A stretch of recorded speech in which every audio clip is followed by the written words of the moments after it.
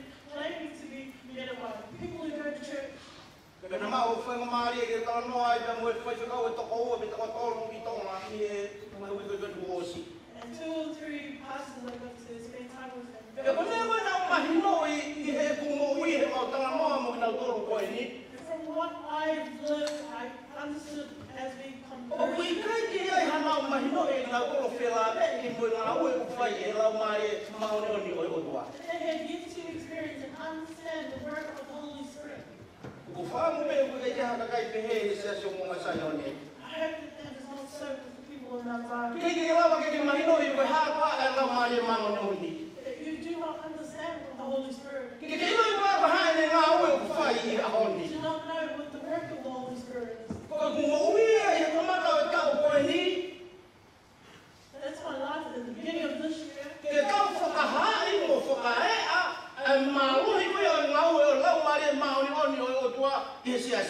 That we be living proof, that we be giving evidence of the power of the work of the Holy Spirit. This year I want for Mount Zion.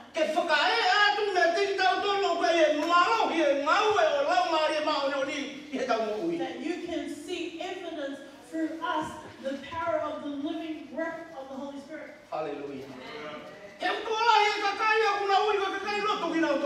a lot of people claim to be churchgoers and Christians. A lot of people claim their right to the salvation that they've been. And a lot of people will say they are filled with the Holy Spirit. But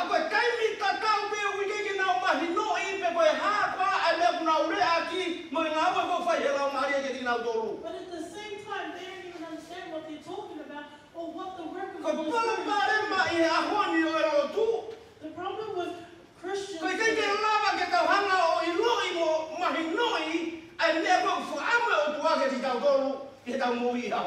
that we are lacking in understanding and knowing what the Holy Spirit is doing, the work of the Holy Spirit through us. And I hope that there is no one like that here in our church. So if I was to question you and say, what is the Holy Spirit?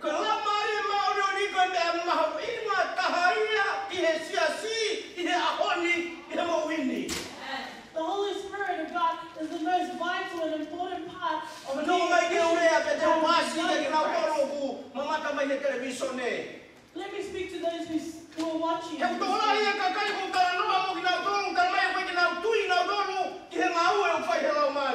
lot of times when you talk to people, they do not understand or acknowledge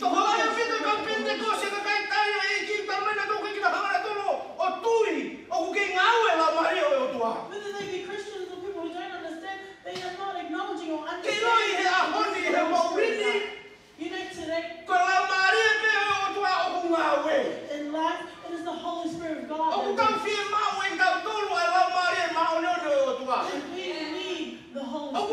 need the Holy Spirit. And I want from outside, as you hear the word shared this morning, that you'll be able to know and testify. So I question you, what is the Holy Spirit?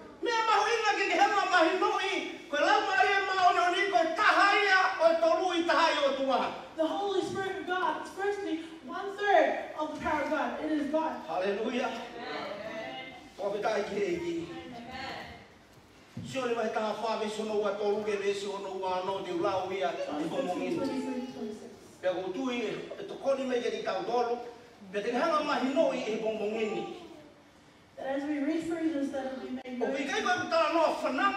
Not something I'm just picking up. Or something that I'm hoping that something that God has made for you. Because we're having so many problems. Understand the word. Hallelujah. Tamai resi hono wa tolu tamai kai tau tolu pe tarane sisu ole pehe ke te ka pawa ku ofa hatangata ke te au pe ha ke ne fai e kunga hirea pe ofa e ku tamai ke te ia pe te maomi ke te ia o nofo ma'u moia. Verse 3, Jesus replied, anyone who loves me will obey my teaching. My Father will love them, and we will come to them and make our home with them. Ko ia ia ku kai ofa ke te au o ku kai te ma'u e kunga hitara pe a ko elea o ku ma o ku mo i o ku kai ma o ku kai aku ka o ku ai tamai ko ne fe kau ke te au. Anyone who does not love me will not obey my teaching. These words you hear are not my own. They belong to the Father who sent me.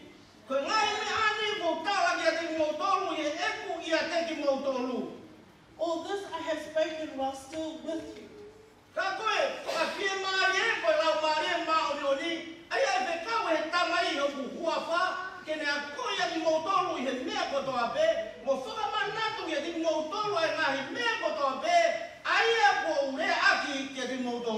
But the Advocate, the Holy Spirit, whom the Father will send in my name, will teach you all things and will remind you of everything I have said to you. You see here, Jesus speaks about Kau three kamai. things. The Father, Kau alo. the Son, Kau Laumalie and the mau Holy ni. Spirit of God. Hallelujah. Fakaha'ai lagi. Kau Laumalie mau ni kau tahaya o tolong tahaya o tua. The Holy Spirit is 1/3 of God. Kapag kita tahu foki tahu fokau ke kamata anga me fau he o tua mamani. Kene fai kene he o tua ni tamata kene me ngaue aki. If we go back to the beginning of the word where God created, He was free to do whatever He wanted. Kau fokava mo tua ia. Me fai he o tua me ko tahu me fai ne fotu tu kene ngaue aki ia kata-kata me fai But God created all things and He was free to do whatever He wanted and to use any man He chose. Ayo ko tamai ia. Being He is the Father, Tua ia. the God. Konga hoko ko konga o sisu. A time of Jesus is follows. Longo hake ki he langi pe ki he o tamai ai foi nga hawa kane foki mai le vai hono foto ko hono alo pe e taha ke hoko mai ki mamani. The sin of mankind reached heaven and God sends His Son, only begotten Son, as the answer. Ko sisu ia.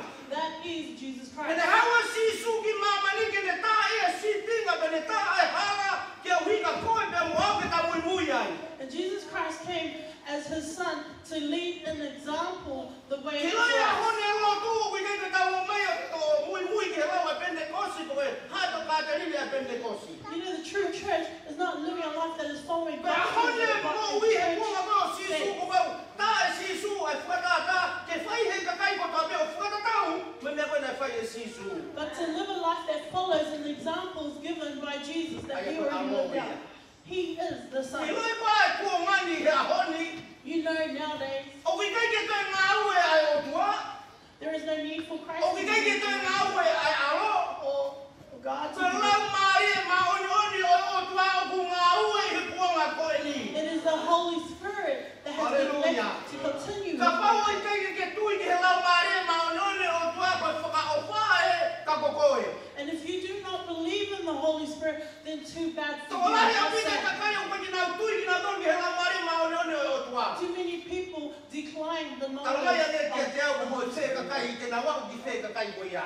And tell me where those people Taramaya pa wa ka go. pa me kai ke ha ma oni. If Paul tells us E that ha it ki is just te ai ana hala. it is by grace that the Christians make heaven. Baloki, Those hey! who decline the gift of E God. si su e ka wa ko ma ha ka na me na na tono no ko na tai tui ko e ba alo o tua. Why did you always hear Jesus telling His disciples that He would always told them off because they were declining Ne or ma not wi ma ya o mo wi ni ke te pa no i ko la ma le ma oni o tua ko ta ha ya o na hi o tua ko tai me un ngawe e o la ma le ya honi ia. The Holy Spirit of God is His 1/3 and it is moving and doing the work today. Hallelujah. Ke te kai la ko sisu. You don't need to cry, oh Ko Jesus. la he ka kai no ka la sisu. You hear a lot of people here, O Jesus, si ai Jesus, Jesus. toma o sisu ia. The time Jesus walked on the earth Ko is la done. ma ye ko ku nga ya o ya honi. It is His Holy Spirit now moving Hallelujah. these days. Anya ko ga ye ki o mo le ri ta ma hai. Is it seeming that Ko no hi ma ka ba na ke ma no i ya honi te ke no i ya na o fa hela ma ye. because if you have the Holy Spirit, you know the work of the Ko Holy no Spirit. ua ko ha kwa. Ala ma ye The second question, ko fetongi ya o sisu. or who is that? The Holy Spirit. It is the replacement. So le va ta ha no me so no fitu. That's John 6. Na e a sisu o pe usaya le ke te ki mo tolu ke alu. Where He says it is better for I to leave. Kapag naging no po sisu, no po ta sisu ito nga, nagkita sisu ya seriani. Because when Jesus was physically here, and He just stayed in time. Kapag And Jesus was naging here hindi back in sisu, Australia. ano ba yung sisu na kapawangi ka halabi ka ito nga And iya. it's just saying, if Jesus just went to the white Kapag congregation, sisu, and ang there was usaya none ito for time, alu. He said it is better for me to leave. Hallelujah! Kaya wata hati no po ya iyate ko o tayo nga tayo. For He will send His replacement that will live in you Eno forever. po yate ko, eno po yate ko, eno po yate ko, eno po yate ko, eno po yate au o tayo nga tayo. Forever. O si po masisu. Jesus' physical Hallelujah. presence passed on. Fakaha'ai. Amen. Ito po siyang ipitaw tala no ating daw ng ilo. At ito po tala no at yay. As we keep Ay, kay we Milo, keep ano, understanding. sisu, ito po ka sisu, nagawa ni Mai. Cry oh, Jesus, Jesus, come back. O Come se back ko to ma heaven. sisu. Jesus, Tarange sisu o ku saya ni e ku alu. he said it is better Kai homo for fa fi us mari ta ha ke mo to. for the comforter Ko will ko come ne from fa you. i no fo ye mo to. And he will come and he will lead Tarange you. ni ta ta ke mo to. And he will lead you. Tarange ni ha ko ye mo to. He will teach you. Tarange ni fa i no no ye mo He to. will show you. He ke to ha wa sisu. Ko la mari ma o no ni o ku ye te ko Because the Holy ya. Spirit is alive in you. Ke te fa ye ngaue ke And te it ko. is he Ka who fa is be doing be the ma work. hinopi. If you acknowledge him. Ikai ngata be ki ai ko hapa Laumalie ko person ko to ta mo ui And not only Laumalie. that, the Holy Spirit is a Hallelujah. living person. O wi kai ko fu air. It's not just air. O wi kai ko fu me ki ta no ko Laumalie ni ha te te ko awa to Laumalie. It's not something to just talk about, oh, he's coming. To So la get ready. he ka kaya una o pe malanga pe. Te le he ka awa to Laumalie. You hear some preachers, they say, well, prepare yourself Pero and no be le ready for the fácil Holy ya te Spirit to voy. come. But let me O fu ya te ko a the Laumalie. Holy Spirit is already alive, residing in you. Tamai hawa Laumalie o no fo ya te ta The to. Holy Spirit will come and he will reside in Ka us. i te i. Amen. Te ka paure ba ko Laumalie o no fo ya te ta And to. if it is so that the Holy Spirit is Tako alive ki in tau you, tolu o whakawhonga ma ui o Laumalie ke hino ke ea mamani hina we are ui ai living ai malohi ngau o evidence Laumalie. of the power of the work of the Holy Kau Spirit. whakaamu e ke sesi o ngonga saione i a honi. And that's what I want from this Kau church. tau Mount koe Zion. ni ko whamu ke whakaea e sesi o ngonga saione ai malohi o ngau e o Laumalie ma o We o are tua living i o mohi. evidence of the power of the Holy Spirit in you. Hallelujah. Hallelujah.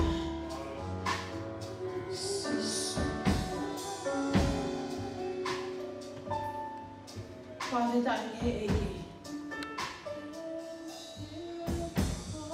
Lototaha mahu ina taha I he mo'ui ai Lototaha utui ki he otua koe Laumalie ma'o. Ka wau o tau whakaamu e tau lawai ai ka veinga o e tau koe ni ke tau ngā unu ki ha le roro o toi ma'alungane he ka te langa ia te koe pe ko Laumalie ma'oni oni te talawai I he aoni. Hallelujah. O koutu I au I he bongbongi ni ko e kamata anga e ni o e tau wawhe taha hiwa. O koutu ko e wholofola mahu inga ke te koe pia mga o koe Lototaha tui, ko Lototaha Karistiani, ko Lototaha mui mui o e ki a honi. To e whakamanato ke te kitau tolo e mahu inga o e Laumalie ma'oni oni.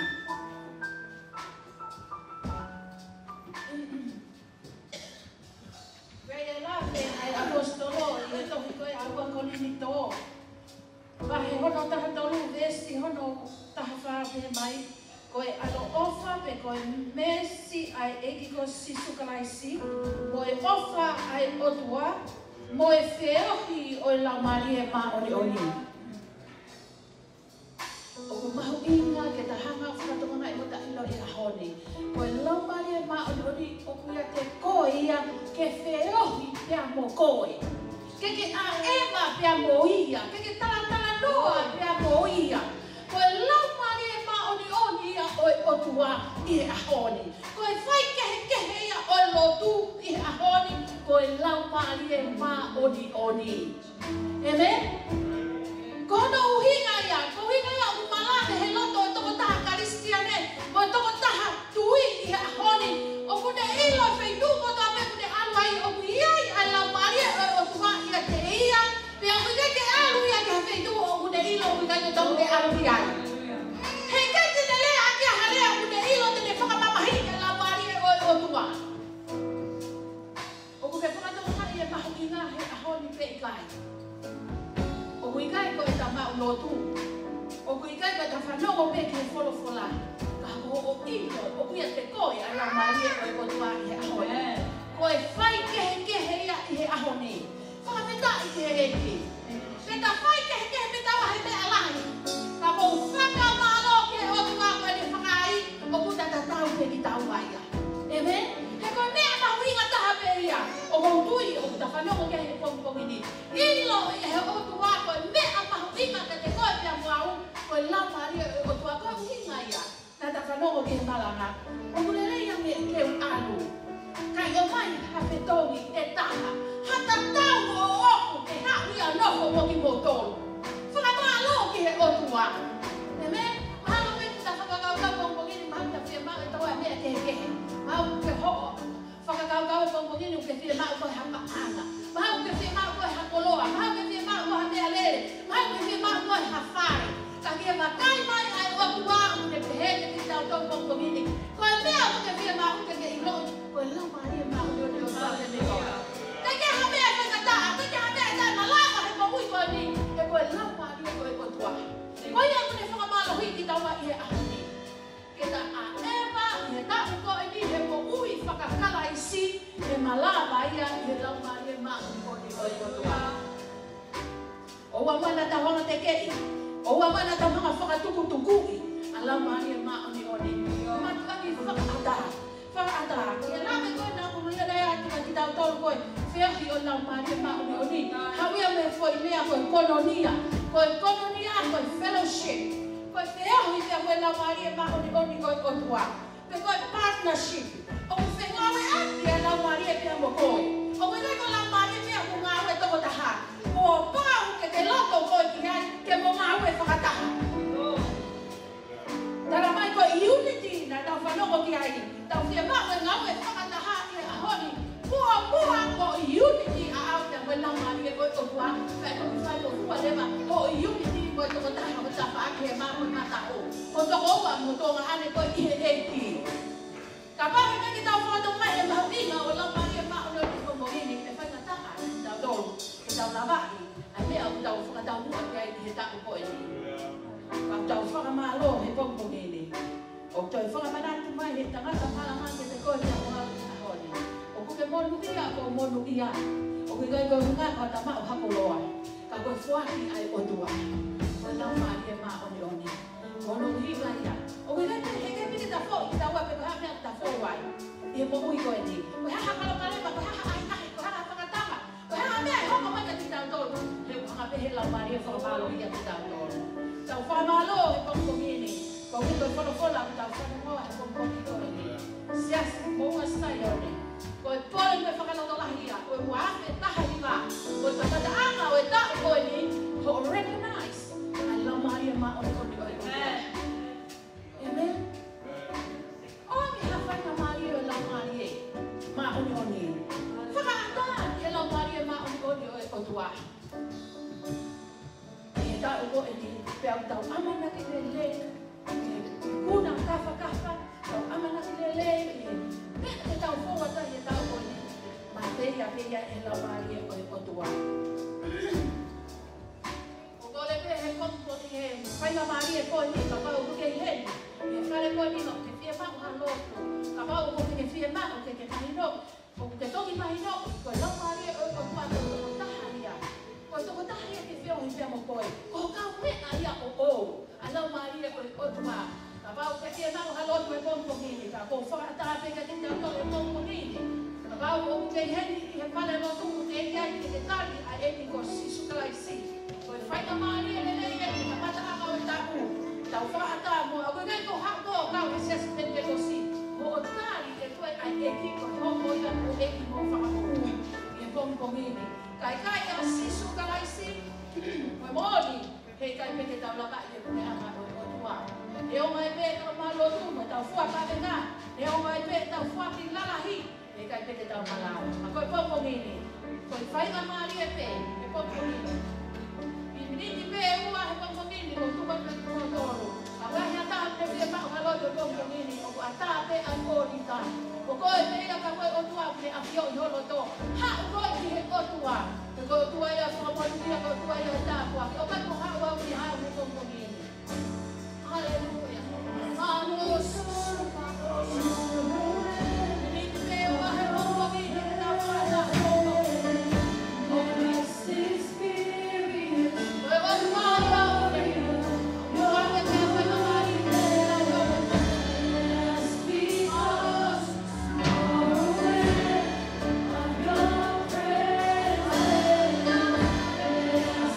Spirit.